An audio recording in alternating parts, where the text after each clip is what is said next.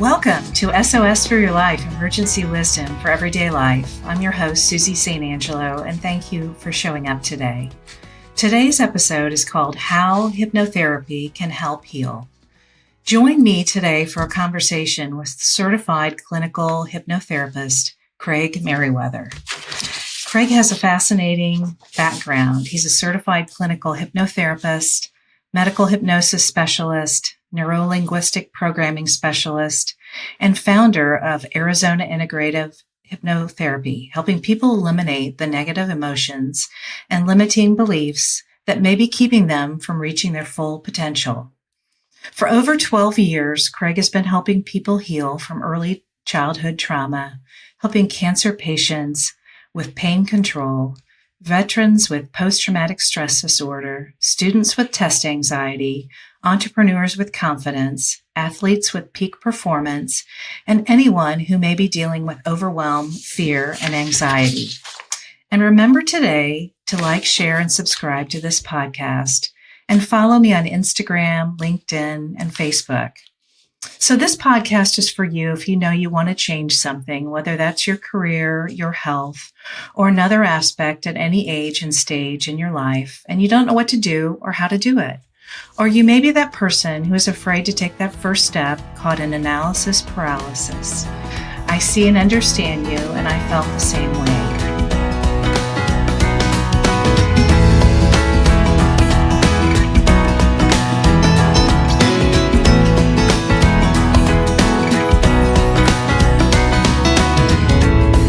Let's get into today's episode and meet my guest, Craig Meriwether. Hi, Craig. Hi, how are you doing, Susie? Good, I'm doing great today. Thanks for being on SOS For Your Life, Emergency Wisdom for Everyday Life. Yeah, we were talking before we hit record button about how long it's been since we've been talking about doing this, and so I've really been looking forward to it. Yes, me too, Craig. I'm excited to delve into to what you do and how people who are listening can benefit from your talents and your services. So I always start and ask, tell us about yourself. Tell us about your background and how you got into this and what you do. Well, I am a hypnotherapist, and the reason I came to doing this kind of work is I was struggling with my own depression and anxiety started back in my teenage years. This is the 1980s. So they didn't have the, SSRI drugs, Prozac, things like that. Those came out in the mid 1990s, late 1990s. So really all you had in the 1980s was talk therapy or, whatever book you could find at the bookstore or, at the library. And of course, you're a teenager, you don't know much. You don't know how life can be. And so I just kind of sat with it. Moved into the 1990s as I was growing up into my 20s. And it just felt like this was the way it was going to be. This is how it was. Just like that kind of coat that you wear. Maybe it's not too comfortable. Maybe it's really heavy. But that's what the coat you're wearing. And it was really the birth of my son in the year 2000 that I thought I'd really need to get my act together and really need to figure this out. And so I started working on myself. I started doing whatever techniques, exercises, whatever book I could find, whatever article. At the point they had the internet, that was really starting to hit hard around 2000, 2001. And so there's a lot of information you could get your hands on. My mother struggled with depression. I struggle with depression. So I wanted to make sure whether it was a genetic thing or, mirroring what I saw in the home, nature or nurture, I was prepared to help my son. And so that was the motivating factor. And I just worked on myself and, here and there, on and off. And one day I woke up and I realized, I hadn't felt depressed in a really, really long time because I had been doing the work. And what I realized, I had a toolbox full of tools. And I started, writing about it. And at that point, blogs were taking off and YouTube was just coming out. And I wrote a book called Depression 180 and doing interviews about that, started my own podcast, all this stuff. But what was always in the back of my head was therapeutic hypnosis, because I think that's what really, really helped me the most. And I was given the opportunity to kind of make a shift in midlife, and kind of took that right hand turn, and kind of just moved off into a different direction. Studied, trained at this wonderful school, the Hypnotherapy Academy of America. It's a great school, 2.5 months, 9 a.m. to 6 p.m. Really intensive training and education in therapeutic hypnosis, 500 hours, and that's the foundation, and been working with it ever since. And so there's a few ways we can go about this. Especially, I love the title of your podcast, because what's extraordinary about this work is it can be so helpful in so many areas, from your mental health, emotional health, and physical health as well. And not just me saying that. There's extraordinary research out there that you can dive into. Not only you can find on my website, maybe we can put a link to research in the show notes, but there's a subsection of Google Scholar. It's scholar.google.com officially, but if you just go to regular Google and put in Google Scholar, it'll come up. And what that searches is just research papers that have been published in peer-reviewed scientific and medical journals. And just put in hypnotherapy, or put in hypnotherapy and cancer, hypnotherapy and pain control, whatever it is. And you'll get thousands upon thousands of research studies showing the efficacy of this work. And of course, we can go in a deeper dive about what hypnosis is, and specifically what it isn't, because I know a lot of people have a kind of a misnomer about what it all is. There's a lot of myths about it that specifically come from movies and television shows. And it's really unfortunate, because I think it scares a lot of people off, this modality. And yeah. It's interesting you should say that, because you were reading my mind, because my next question I was thinking would probably be, what are the misconceptions, Craig, about hypnotherapy, for people who either have heard the term or really know nothing about it? What can you tell us about that? Yeah, probably the biggest one, of course, is that, this weird person is going to make me bark like a dog or cluck like a chicken. And I hear that sometimes from people. I'm like, why would I wanted that to do that? What kind of weird sadist, or just like I have nothing better to do with my time? And after you've done it once or twice, why do I still want to do that? What's unfortunate about it is, again, I think it keeps a lot of people from this modality, because maybe they've gone to a Las Vegas show, or they've gone to a comedy club and seen one of the entertainment shows, YouTube on video. And it's funny. I've seen a couple of those shows. They're funny. And let's just assume that it's not the local theater troupe. It's not the local improv troupe up there just acting silly. But let's say it's a for real thing. Please understand that everybody up on that stage volunteered to be up there. They're not making anybody go up there to sing like Elvis Presley, or to dance like Michael Jackson, or impersonate Beyonce, or whatever. They bought a ticket to the show. They sat in their seat when the hypnotist comes out and says, "Hello, everybody. Welcome to the show. Let's have a great night. And who wants to come up here and have a really fun evening?" And a bunch of people raise their hands. Some people are jumping up and down, waving their hands all around, because they're excited to be up there. They're exhibitionists. They're extroverts. They want a funny video to put on TikTok or Instagram or something. They want to be funny in front of their friends. And so they're excited to be up there, and they get picked, and they're really excited. They run up on stage and they sit in their seat, and there's 10 of them, and the hypnotist goes down the row. "What's your name? Where are you from? And you ready to go into hypnosis? Have a great, great night?"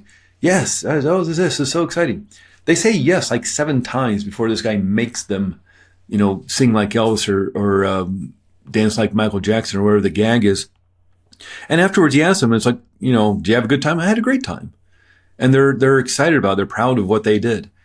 And so it's this thing of, and in the movies too, how are we going to get Jason Bourne to assassinate the Prime Minister of England?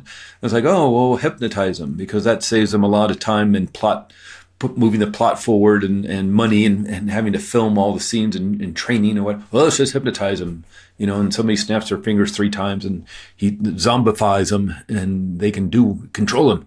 And of course, then there's the conspiracy theories of, what the CIA and the Soviet Union were doing in mind control, which was kind of scary back in the 50s and 60s, the MK Ultra stuff.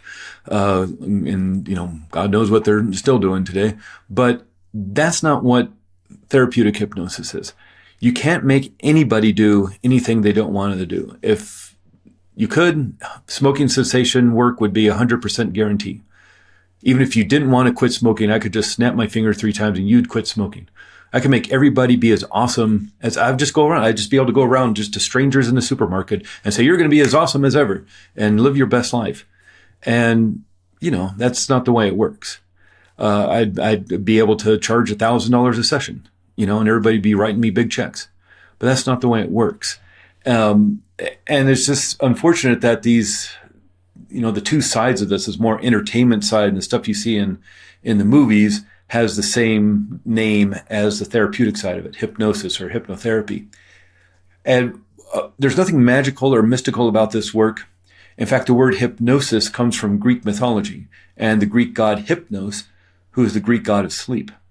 And back in the 1850s, there was a doctor in England by the name of Dr. James Bard, and he was a surgeon. And, back in the 1850s, you didn't have fancy hospitals, you didn't have fancy anesthesia. You have to have your leg amputated, you're biting down on a stick. You got a blow to the head to knock you unconscious. And so what Dr. James Bard started doing was using a deep, deep, deep trance state, putting people so far under it looked like they were in a coma. And so then he could operate, he could do amputations, he could cut people open, take out tumors, sew them back up. He could, deal with war wounds and injuries and things like that. Now, he certainly did not invent the trance state, certainly in India and Egypt and South America and the Aboriginals of Australia. They're all using trance in their healing and spiritual work thousands upon thousands upon thousands of years ago. But Dr. James Bard started using this deep trance state and needing a word to describe this coma-like state to his colleagues and to write about it, he decided to name it after the Greek god of sleep. So he called it hypnosis. And since then, it's been co-opted to talk about all sorts of different types of trance states, whether it's a very, very light trance state or very deep trance state, which they still use. If somebody's allergic to the anesthesia, they'll use hypnosis. So people can get surgery. You can watch videos on YouTube of people getting root canals, and they're allergic to the Novocaine or the lidocaine or something. And, they're getting cavities drilled and all sorts of things, and they're just using hypnosis. That's how powerful this stuff is, how powerful your subconscious mind is. And really all we're talking about is lowering your brainwave state. That's how you get into hypnosis. And it's an altered state of consciousness. Now there's another, what may seem like a scary term, but an altered state of consciousness is just moving your brainwave state from beta down to alpha. And the famous ones we learned about in school, beta, alpha, theta, and delta. And when I'm sure, Susie and probably your listeners have had the experience of, driving down the street. You're driving home, and all of a sudden you start thinking about the meeting tomorrow, and you say, I got to get the PowerPoint together, or I got to get my bullet points together, or the parent-teacher conference you got to deal with, or, you got family coming over on the weekend, you need to get the house together, you need to get the shopping done. You start thinking about all these things, your to-do list, your future thinking. And all of a sudden you find yourself in your driveway or your parking spot or whatever, and you don't remember the last 5 or 6 blocks. Some people call it driving hypnosis. You've just put yourself in an altered state of consciousness. You're watching, you're in a meeting, let's say, and the meeting's really boring, or maybe it doesn't pertain to your, what you're working on. And you start thinking about something else. You start staring out the window. Back in high school math class, you just start staring out the window, thinking about the weekend, how much fun you're going to have. You just put yourself in an altered state of consciousness. And so it's nothing unusual, nothing strange. It's something we do multiple times every day. Most noticeably when you're falling asleep and waking up in the morning. And really all you're doing is moving from the beta brainwave state down to the alpha or theta brainwave state. And it's really just how fast your neurons are firing. So let's say I'm back, as an example, I'm back in high school math class. And I'm taking notes because it's going to be on the test and I need to do well in this class. I need to get a good grade. And so I'm writing the notes and I'm paying attention to the teacher. I'm in beta. And so I'm firing about 18 cycles per second when all my neurons fire together. So I'm moving my hands around, talking with my hands, or if I'm walking down the street or I'm drinking a glass of water, I'm thinking a thought, feeling an emotion, I'm firing brain cells. And it fires in a wave from the back to the front to the back again. That's one wave. So in the beta brainwave state in consciousness, I'm paying attention to the teacher. We're having a conversation, you and I, Susie, we're in the beta brainwave state. We're firing about 18 cycles per second. But this is really boring for me and I don't like math. And so I just kind of start staring out the window and I start thinking about the weekend and how much fun I'm going to have with my friends. And I just can't get here soon enough. And now I've just slowed down my brainwave state. I've turned off the external world. I don't hear the teacher anymore. The teacher's still talking. The kids are still, shooting spitballs and acting up and talking to each other and asking questions. And I don't hear that anymore. I've moved inward. I'm more in a daydreamy state, thinking about the future. I've now slowed down my brainwave state to maybe 12 cycles per second. And then I start doing one of these. My eyes are getting heavy. My head's nodding down. I'm moving deeper and deeper into a restful, relaxed state. I'm not asleep, but I'm not really awake either. Now I've just slowed my brainwave state down to 6 cycles per second. Now I'm in the theta brainwave state. In a little bit here, I might be fast asleep. I might be snoring on my desk. I'm down, 1 cycle, half cycle per second. I'm in delta. But before that happens, the teacher sees me and says, "Hey, Craig, why don't you come up here and do the problem on the board?" And I do one of these. I look around, I shake it off, and all the kids are staring at me, and the teacher's annoyed and staring at me, and I see this big equation on the board. I don't know how to do that. I wasn't paying attention. I didn't hear him. I didn't hear him explain it. And now I'm stressed. So now I'm firing about 30 cycles per second because I'm in the stress response. And so just in a matter of, 5, 6, 7 minutes, I've altered my state of consciousness 3 or 4 times just sitting there in high school math class, And so whether you're driving home, you're standing in line at the grocery store, you're in a meeting at work, you kind of, if you fuzz out and you start thinking about something else, you're just lowering your brainwave state. They showed watching TV lowers your brainwave state down to the alpha brainwave state. So just watching TV puts you in the kind of hypnotic trance state. So this isn't anything unusual. It's not anything different or new. You're doing it multiple times a day. So really what happens in therapeutic hypnosis is we just take advantage of that. And by doing that, you quiet down that conscious level of mind and you can access the subconscious where all that kind of computer code of how you live your life is stored. And some of that computer code, especially the code around how to keep you safe, may have been set up by a child, because of the hurt and pain that you may have experienced back when you were growing up. And maybe the house you grew up in wasn't the most nurturing environment. And maybe the best way you could keep yourself safe was to hide and to keep yourself small. Maybe that was the best thing you could have done when the arguments started going, the fighting started going between your parents. Maybe the best thing to do was to hide and keep yourself small. And so that's great safety protocol that you install within your subconscious mind. That's not going to work when you're in your 20s or 30s or 40s or 70s or 80s. But until you change the computer code, nothing's going to change. Why would anything change until you change the instructions? And so that's what we do in therapeutic hypnosis. You can change the instructions. And that's why it doesn't take a long time. We don't talk about it. This isn't talk therapy. And great healing, great insights can come from talk therapy. But we're not going to sit for 80, 90, 100 sessions over 2 years talking about the situation. Where do you feel the hurt? Where's that anxiety? Where's that trauma? Where's that anger? Where do you feel it? Where's the physical pain? Where do you feel it? Let's do something about it. And that's why oftentimes I just tell people, we're looking at like 3-4 sessions. That's it. Oftentimes it's less. And so the reason why this is such a powerful modality, therapeutic hypnosis, why it's so helpful to so many people is because I'm not going to fix you.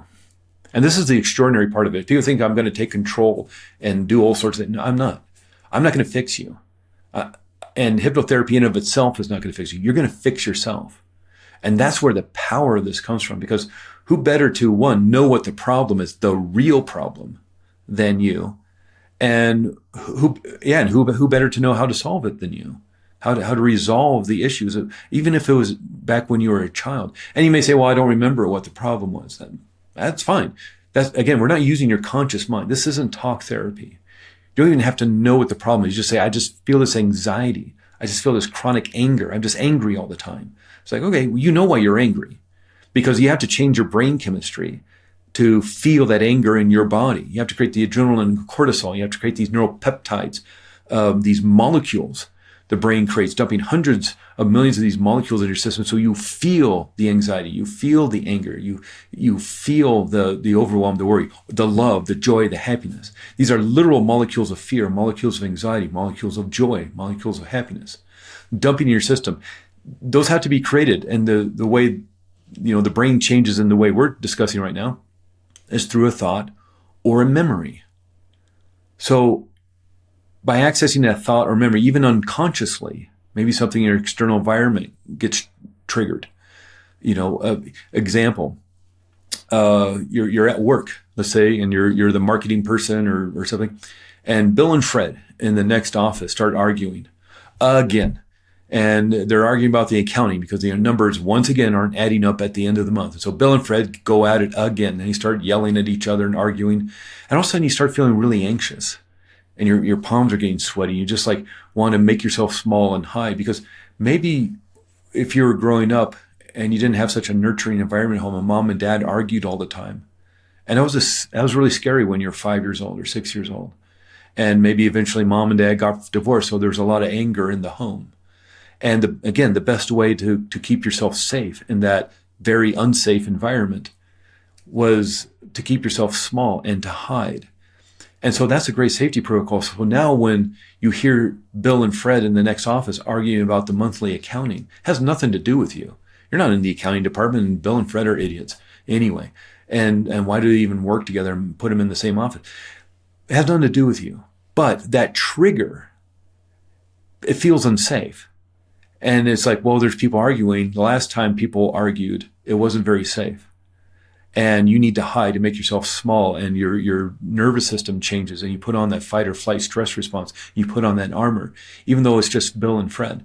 And so are these, you don't know why you're doing, you hear this argument, and all of a sudden you feel scared, you feel afraid, you feel maybe really anxious or worried or overwhelmed, and you just want to hide somewhere and run away.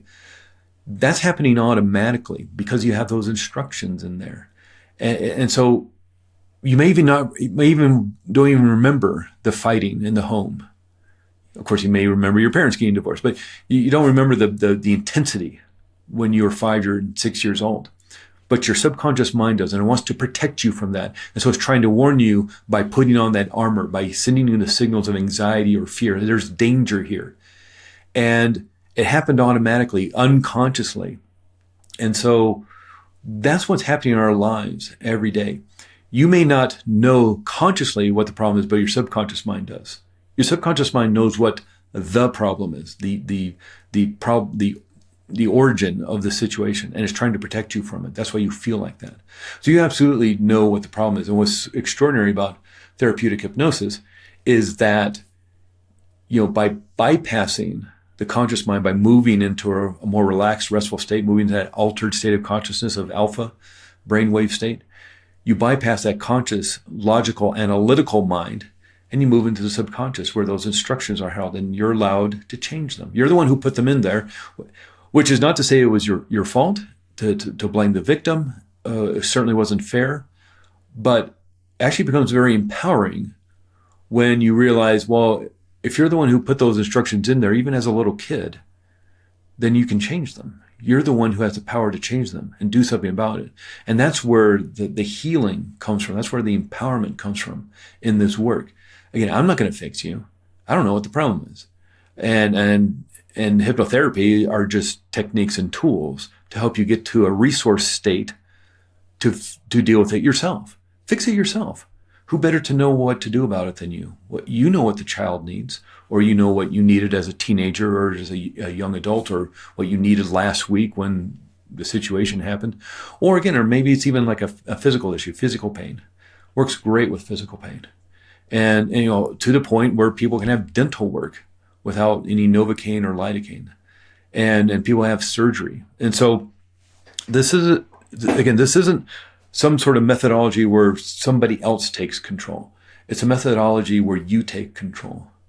And, if you work with somebody who is skilled and trained, and that's a big point, making sure the person you work with has the education and the background, because a lot of people, unfortunately, who get into this field, they may just take like a weekend's worth of video classes, something to do on their own time. And while that's great for continuing education and learning some maybe new techniques, oftentimes it's the first person they work with is their first paying client, and so they don't have a background on how to work with anybody. Going to a school like the Hypnotherapy Academy or some other great schools around, you actually work with people, you train with people, with coaches in the room, so you actually understand how this work happens. So really make sure the person you work with, if you want to try out this modality of therapeutic hypnosis, make sure the person you're working with has a great education, a great training background. And if they don't mention it, they just say they're like a certified hypnotherapist and they don't explain where they got their training from, I'd walk away. That's always a huge red flag to me, because I brag about it. I brag about my education because it's really great. It's just like one of those annoying people who talks about going to Harvard, and they have the Harvard shirt and they mention 5 times during the network event that they went to Harvard. That's what I do. I mention it all the time because I'm proud of it, and I want everybody to know, that I did the training, I did the hard work of and just for example, here I am bragging about my education, but just an example, EMTs that ride in the ambulances and they, restart hearts with the adrenaline shots, and they got to deal with broken legs and things like this, keeping people alive, triage so they can get to the hospital alive. That's 150 hours to ride to be an EMT. I got 500 just walking out of the Hypnotherapy Academy, let alone, all the continuing education I've done. And so that's that's a brag on me, I know, but it's mainly just to make sure the person you're working with, just like if you're going to go to a talk therapist, make sure it's just not somebody who took a couple, watched a couple of YouTube videos. Make sure, because this can be deep work. And while it's led by you, the facilitator really needs to know what they're doing. If it goes into a deeper place than maybe you both thought it was going to go to. So let me stop us here, because as I listen to you, yes, I agree. It's important to find out the credentials of someone who's going to perform this type of therapy. But let's back up to someone who is coming to you. How many people have knowledge of hypnotherapy, and how many people would you say are you educating from the minute you talk to them about this type of modality? That's a really good question. I would say it's about maybe 50-50, and either they know nothing about it, or they've done all the research. And either way, and most hypnotherapists do this, but either way, we usually start off with a consultation call, just a free consultation call, most hypnotherapists, and just to talk about it. And a lot of people either have done all their research, and other people just say, well, my friend did it and they suggested I should call you, but I really don't know what it's about. Generally though, I'd say about 80% of the people are on their last rope. They've done everything else. They've exhausted all other efforts to do. Yeah. That's what I thought too. Yeah, and again, we're like the witch doctors. So you're going to wait till you've done everything. They've done years and years of talk therapy. They've gone to all the doctors. Nobody can find a reason for the pain. The talk therapy hasn't helped resolve anything. And after 3 or 4 years, they still feel awful. And it's like, what else is there? The medication didn't work. What else is there? Well, there's hypnotherapy, and they're so desperate. They're in so much pain. They're like, okay, I'll try it. They're at their wits' end because they have nothing else. And we're always at the bottom of the list. They'll try everything else, and God bless them, because I get it. Because of the kind of bad PR hypnotherapy has gone due to the Las Vegas shows and movies and TVs. I get it, but it's also frustrating because then you work with them, 2, 3, 4 times, and they're like, "Wow, that's amazing. I'm done." That was faster than I thought. Because what's extraordinary about this is because just as instantaneously as you can install that trauma, let's say a little kid, something happened in the home, there's abuse in the home or something, just as instantaneously as you can install that trauma, that fear, that anxiety, that worry, that overwhelm, that anger, just as instantaneously as you can install that through a traumatic event in your life, why wouldn't you be able to instantaneously heal it? Who told you couldn't do that? And what is, how does it benefit them that it takes you years to heal? And what's extraordinary about it, this is a good story. I was working with somebody who was a psychotherapist, and he was dealing with some health issues, some pretty tragic health issues around cancer and things. Older guy, and he'd retired. And he was doing talk therapy. He was doing TFT, which is kind of like a emotional freedom technique, the tapping thing. If people know about that, that's a whole nother episode somewhere. But he was doing that, and he was working with me. And so he had this team, this Justice League, this X-Men, this Avengers group of people working with him to help him with this, on top of his oncologists and doctors and things. But he was a marriage family counselor for many, many decades, had retired at that point, and but had his master's degree and all that stuff. And I was working with him. And again, my modality, my view of healing and the world around me is that healing can take, it doesn't take a long time. You can do it pretty quickly. Now, I'm not saying it's one and done. It's just one session and that's it. I don't really care for that. I know that there's a trend nowadays in the hypnotherapy world of like, oh, I can heal that trauma in 20 minutes. And it's like, that I don't like. People take the time they need to heal. But I also know this isn't going to take 80, 90 sessions over a couple of years. Let's take 4 or 5 sessions and really do this deep work. And so that's my view of the world, of healing. And so I'm working with this guy, and I'm kind of giving him the lead on this. He's a master's degree in counseling and psychology and all that stuff. He's working with all these other people. So I'm just part of the team. This is adjunct therapy, not alternative. It's as well as, not instead of. So yeah, I want to be a part of the team. So we're working. And after some months, I'm starting to think doesn't seem to be going anywhere.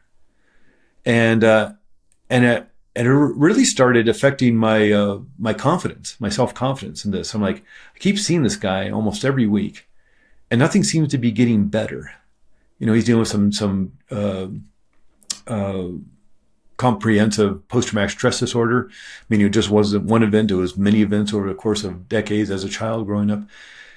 And he's doing talk therapy, he's doing all this stuff, and after about 8 months of working with him, I finally had to have a conversation with him, because I felt codependent, and my self-confidence was going down the drain, because I'm like, I don't feel like I'm helping this guy. And so we're having this conversation, kind of a private conversation, not a session.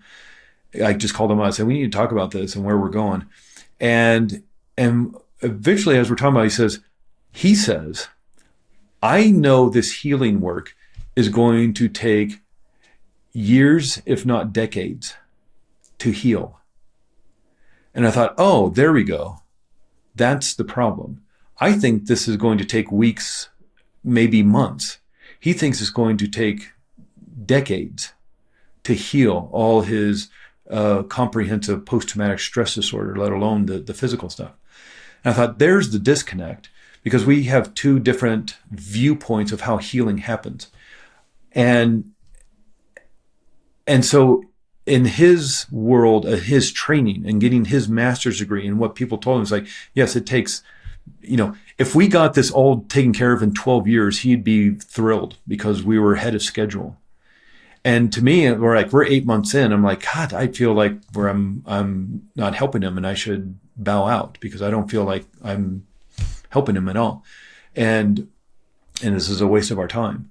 And so we had two different thoughts of how healing happens. And another great aspect of, I can't control people. I can't make them do because if he thinks it's going to take years, if not decades, I can't make him heal in 2 weeks. And not that it may take 2 weeks, but it's just like, I can't just make him heal. It's like, no. It's not going to take 12 years. Oh, yes, it is. I learned that in school. Okay, well, I can't change his mind about that. I could probably show him, over the course of time, show him research studies and things like that. But his viewpoint is that it's going to take years. And so guess what? It's going to take years. If your viewpoint is that it happens safely, gently, and easily, and can happen quickly, then why wouldn't it happen? A lot of this work is just the placebo effect. And we've all known about the placebo effect, the mind healing under extraordinary circumstances, even though there should be no reason for it to heal. You're taking a sugar pill. They've tricked, that's probably the wrong word to use, but they've used placebo to help Parkinson's patients. And I guess maybe the right word is trick. They tricked the brain into creating dopamine. Even though that's the big problem with Parkinson's, the brain doesn't create dopamine. It's extraordinary what the brain can do. You think you're taking a healing medication, even though it's just a sugar pill, and you'll heal. What's doing that? The mind's doing. It's through thought alone. Oh, this pill will heal me, even though it won't. The pill will heal me. Therefore, the body heals itself. And that's what hypnotherapy does. It taps into your power to do that. And I know we could go on and on and on, but you have extraordinary power to heal, and hypnotherapy helps you tap into that. Mm-hmm. Someone else I spoke to recently said that healing begins inside of our body, really begins in our mind. Yeah. They've done research. They've done biofeedback on people where, they hook them up to all the, blood pressure and all the heart monitors or whatever, brain stuff. And found that people start healing when they make an appointment to go to the doctor. And they start to get better. And they start healing on the drive to the doctor's appointment. Because the body and mind think, oh, we're getting healed. There's a extraordinary, you can watch, there's a BBC documentary about this. There's a arthroscopic surgeon in Texas who does knee surgeries. He was the knee guy. And he wanted to see if there was like a scraping method and a kind of flushing out method or something. And he wanted to see which one was better for the patient, which one caused less pain, which one healed faster, all that kind of stuff. And he wanted to publish it. That's good for his career. But to publish research like that, you need a control group. And so he had 3 groups. One group got the flushing technique, one group got the scraping technique, and one group got fake knee surgery. And what they did is wheeled the patient in. They didn't tell anybody who was getting what type of surgery. Wheeled the people in, actually did an incision on the knee, had somebody else, and since it's, done with cameras, those little tiny cameras and stuff, they had somebody else's knee surgery on the video monitors. And they made all the noises and stuff and were there for like 40 minutes and then, bandaged up the little cut on his knee. Never did anything other than cut the knee. Just pretended and faked the rest of it. Those people got as well as the people who actually got actual knee surgery. And the guy had a real coming to Jesus mode. He's like, I don't even know if what I do matters. Because he faked a surgery and these people were using walkers and canes. And now they're playing basketball with their grandchildren. And 2 years later, they were still like running around and things because they thought they had knee surgery. They healed themselves. And there's that's probably on YouTube. You find the BBC documentary about it. And so it's extraordinary what the mind can do, like you just said.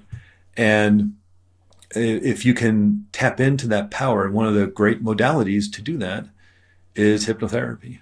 And I'll stand by it. Yeah. So tell me some examples of where people have come to you for hypnotherapy. Some things that people can say, oh, I didn't know hypnotherapy would be good for this, and some of the things that you do for people. Let me rephrase that. Not some of the things you do for people, but some of the reasons why people come to you. A lot of people come because of the anxiety, the anger, the maybe if they're struggling with post-traumatic stress disorder. That's what I see a lot of people for. There's also things like, I see recently, like last year for some reason, I saw a lot of teenagers for sports stuff, like whether it's baseball or cheerleading or dance or something, like they're great and then something happened to mess with their confidence. And then they're in a slump. And so I would see people to deal with confidence or their, something like that, where they're a teenager, test anxiety. And that goes along with, doing a job interview or public speaking, fear of public speaking and getting more confidence for public speaking, just wanting more joy and happiness in life. But, it was a great example is I was doing in 2020 and 2021, I was doing classes for the cancer support community of Arizona. I live in Flagstaff, Arizona. Name of my business is Arizona Integrative Hypnotherapy. But I do most of since the COVID era, like so many like talk therapists and doctors' appointments and things, it's all mostly over Zoom now. And I do most of my sessions over Zoom, which works really well. Incredibly, the research shows that Zoom sessions, whether again it's a talk therapy or hypnotherapy or doctor's appointment or something, those sessions work as well as in person. And some of the sociological research that's been done on this shows that Zoom sessions may work better than in person because people feel relaxed and comfortable in their homes. They feel safe in their homes. And then they don't have to drive across town in rush hour traffic on a Friday afternoon to try to get their appointment. But anyway, I'm doing these classes for the cancer support community of Arizona. And they're classes like once a week on pain control and healing acceleration and immune system boosting, things like that. And in one series of these classes, there's an older woman in the class. I'm guessing she's about 70 years old. And she had been to two of the classes, Zoom classes, group classes, on this general topic of pain control or healing acceleration, whatever the class was about.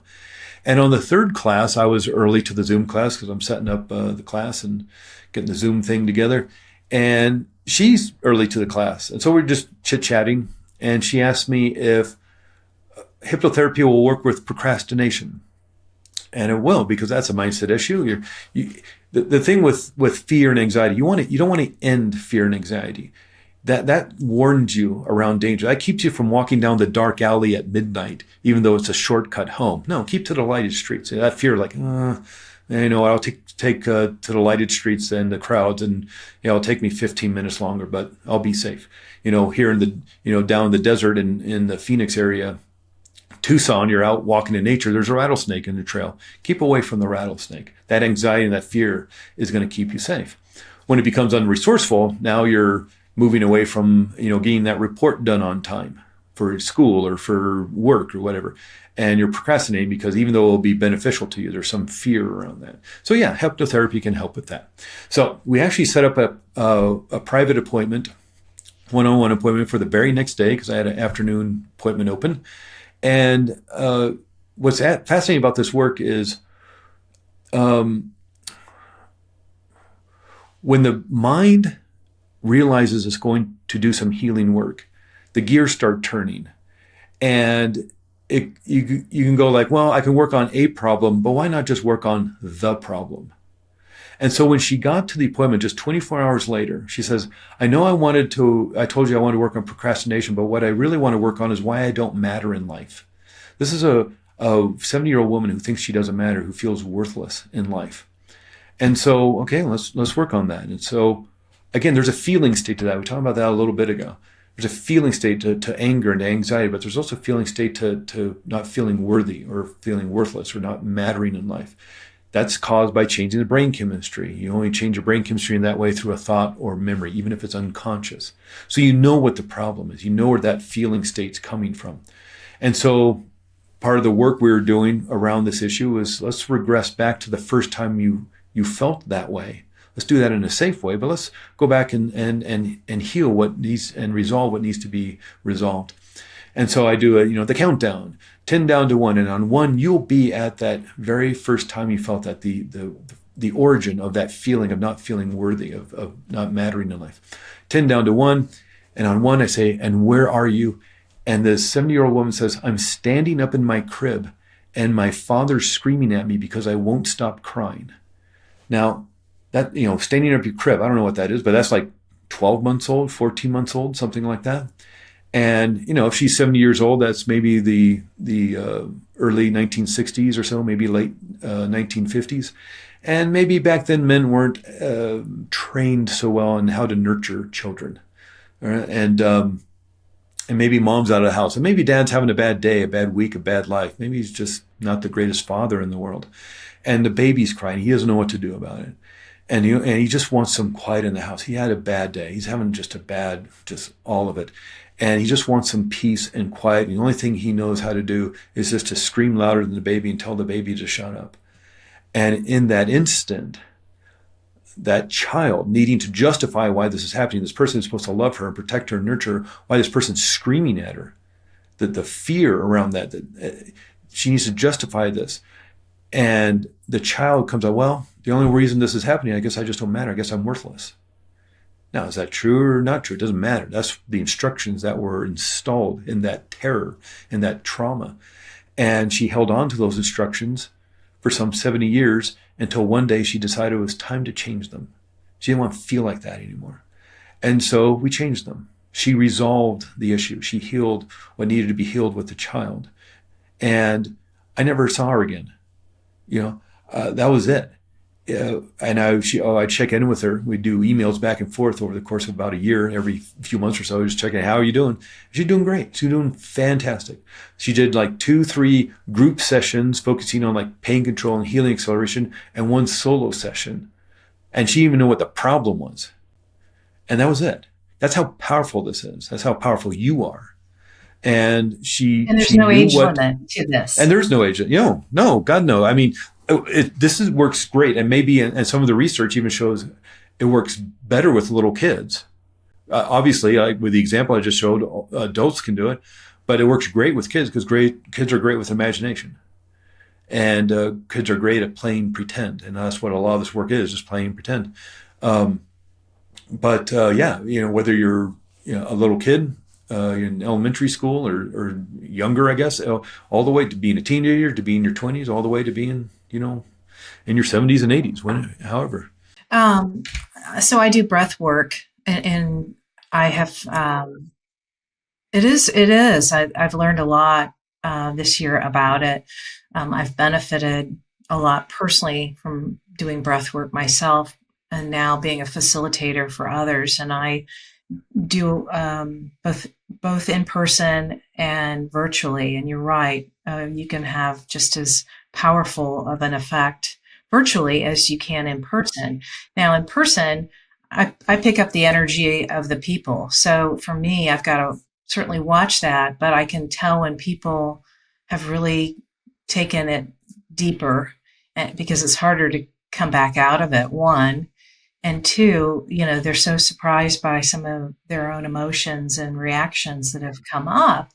But it really is about calming the nervous system and going into that state. And it is one toolbox. It is one tool in that toolbox to use when you notice you are anxious, or you're triggered, or you've been in a trauma experience and you don't know how to get out of it. So, I mean, I can certainly relate to what you're saying, and I think once people recognize that trigger and those things, then they can say, okay, how am I going to get out of this, and what's going to work best for me at this time. Yeah. Breath work, extraordinary, and breath in and of itself is a great way to reset the nervous system. Those deep belly breaths, clearing out the system. Our brain takes 20% of the oxygen we breathe in. So if you're stress breathing just into your upper chest, you're not getting a whole lot of oxygen. You need to get it to the bottom of your lungs, let alone the actual techniques, the healing techniques of breath work, which is an actual healing modality. Breath work is extraordinary. Yeah. Yeah, it really has been, and it's been very fulfilling and moving to see people notice a change even with one session. But I wanted to kind of bring this full circle, and what a fascinating conversation, and to listen to, how this works and why it works, and how people can benefit from knowing more about it, and also participating in it. And so I'd like to ask you, as I ask all my guests, what's your SOS? What are those simple steps that people can take besides reaching out to talk to you more about what you do and how you can help them, that can help move the needle forward? If, say, someone has anxiety or test anxiety, or any number of examples you've shared. Well, the biggest tip I can give people is what is strongest in your mind is what you do over and over again. What you practice, you get better at. And we know this from learning how to play the piano or the guitar, or if we learn dance or martial arts, or just learning to walk or ride a bicycle or drive a car, tying your shoes. What you practice, you get better at. But what if you're practicing anxiety? What if you're practicing fear? Are you literally not going to wire that into your system by practicing over and over again? So there's kind of two steps in the work I do with people. There's kind of two steps. There's the healing work to resolve the issues that may have happened in the past, if they're traumatic or depending on what we're working on. But there's also the practice of what do you want instead. And just because you get rid of the anxiety and the anger and the hate and the fear doesn't mean all of a sudden there's a rose garden and you're filled with joy and happiness and rainbows and unicorns.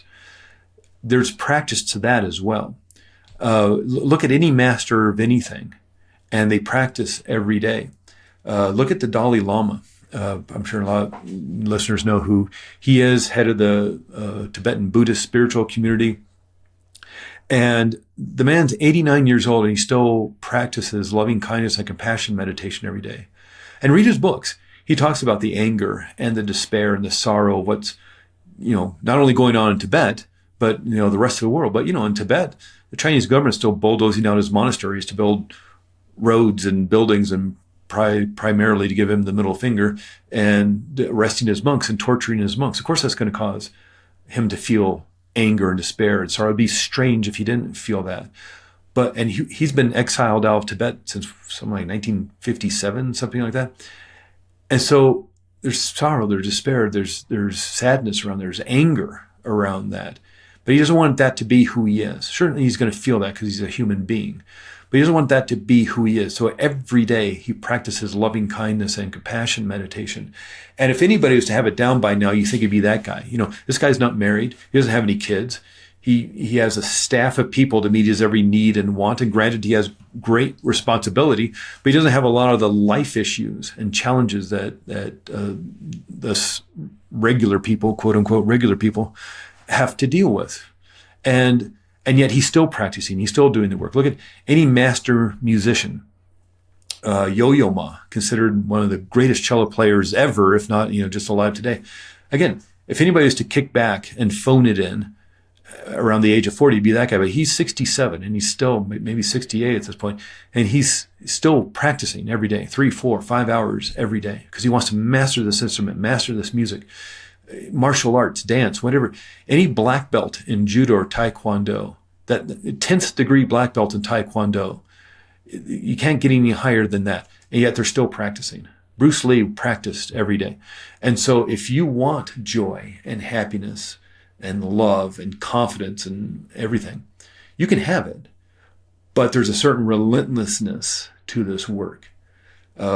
Just like working your body. if you want to maintain or get to and then maintain a certain health, losing weight and then building up muscle or whatever it is, you just don't get to go to a personal trainer once and then go to the gym once. No, it's every day, and not just for 6 weeks.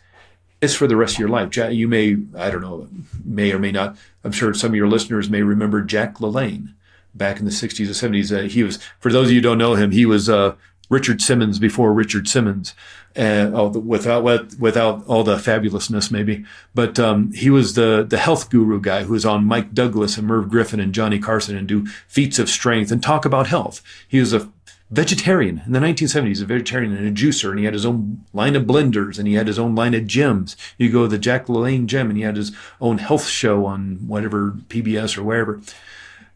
He and his feat of strength on his birthday is he would swim a lake pulling rowboats filled with people. He was doing that into his 80s. Well, he was working out the day before he died at the age of 96. And so there's a relentlessness to this work. We know this with physical health, and whether you're doing a spin class or dance class or going to the gym or walking with your friends in the park or around town or whatever you're doing, you have to do something every day to maintain your physical health. Well, what about your mental health and your emotional health? Those you can't let those slide.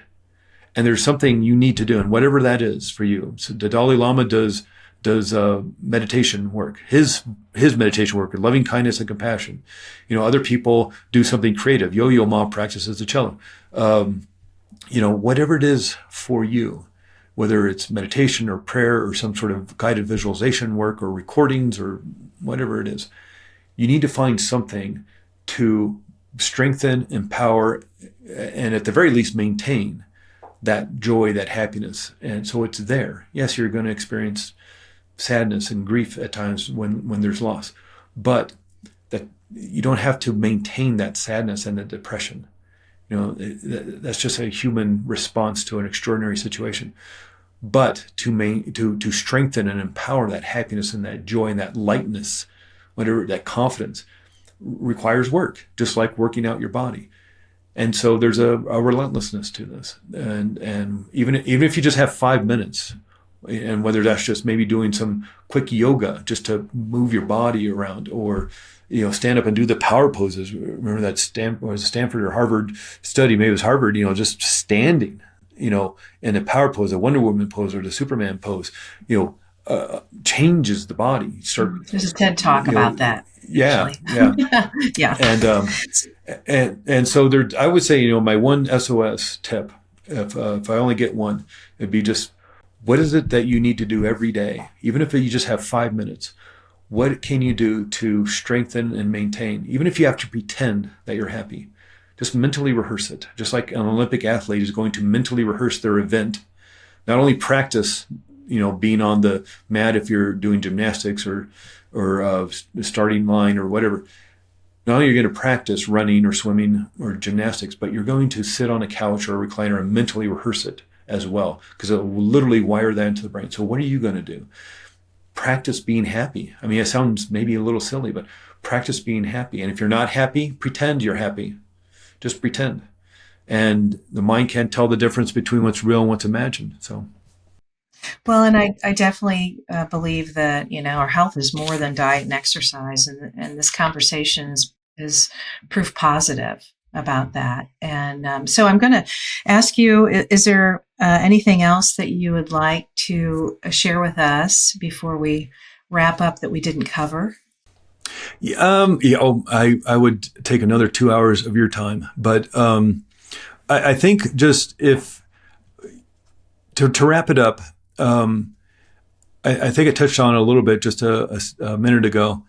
Even if you don't feel happy, you don't feel joyful, you can pretend. The mind can't tell the difference between what's real and what's imagined. That's why a nightmare feels so scary. Whether it's something super duper realistic, like a war veteran having a PTSD dream about the war, even though it was 30 years ago, or something super ridiculous, like a cheeseburger's chasing down the street with his 2 hot dog friends throwing coconuts at you. It's stupid. It's ridiculous.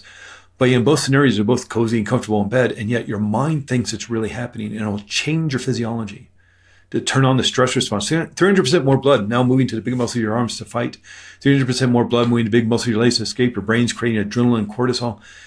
all because, and it's got to come from somewhere. So it's turning down the power in your immune system, your digestive system, all because of cheeseburgers chasing you on the street.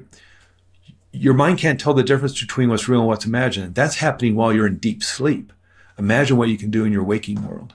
And so what if you just took 5 minutes to pretend you were happy and pretended you had the confidence? And instead of, let's say somebody's giving a speech in a couple months at the big conference, and they're like, especially as they're falling asleep, oh my God, I'm going to stumble over my words. I'm going to forget what I'm going to say. My PowerPoint's going to be upside down. People are going to laugh at me and chuckle and roll their eyes and throw rotten tomatoes at me and chase me off the stage with pitchforks and fire. You're practicing failure. So what is not unlike a gymnast who's visualizing, oh, I'm going to stumble and trip and roll off the mats, and the bar's going to break and I'm going to fall. They're practicing failure. You have to practice success. And that will literally wire that into your brain. So practice happiness, practice joy, even if you have to fake it till you make it. That's a real thing. And even if you just have to just pretend you're happy, and it'll come. Yes, it will come. I have practiced that. I've practiced that in the past in careers and in situations that I wasn't terribly comfortable in, and I just kept visualizing it. I visualized being successful in it. But anyway, I'd like to ask you where listeners can find you, listeners and viewers, I should say. Yeah. Sure. The best two ways to find me are at my websites, Arizona Integrative Hypnotherapy. And like I was joking before we hit the record button, as I like to pick names that are difficult to remember and difficult to spell. But if I live in Flagstaff, Arizona, so even if you just Googled Flagstaff Hypnosis or Flagstaff AZ Hypnosis, you'll find me. Arizona Integrated Hypnotherapy, Craig Meriwether. You'll also find me at ACE Any Test. That's a little easier to remember. ACE Any Test, which is a course I develop about test anxiety and building confidence around tests or auditions or job interviews. And either way, you can find my email through there. Great. Well, Craig, thank you so much for your time today. It's been fascinating learning about hypnotherapy, and I can tell you're passionate about what you do, and I hope people will be open and receptive to exploring this type of experience, this tool in the toolbox. And I certainly hope our paths cross again in the future. Yeah, definitely. And Susie, I appreciate the invitation to be on your show.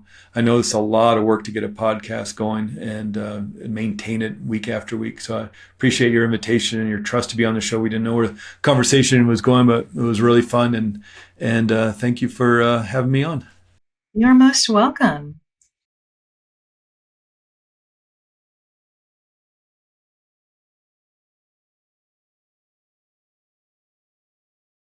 Well, friends, sadly, that's all the time we have today. Thank you for listening and watching SOS for Your Life, Emergency Wisdom for Everyday Life. Today's episode was a summary of the myths around hypnotherapy. I hope you'll come back and visit. And quick reminder on how you can support this podcast: like, share, and subscribe. Send me a review and any questions you might have, and that question may be answered in a future episode. Follow me on Instagram, LinkedIn, and Facebook. And if you'd like to be added to my weekly email newsletter, send me your email address. I'm happy to add you. Thanks for reaching out. And if you're interested in finding out more about coaching or breath work, I'd be happy to have a chat with you. Until next time, take care and see you soon.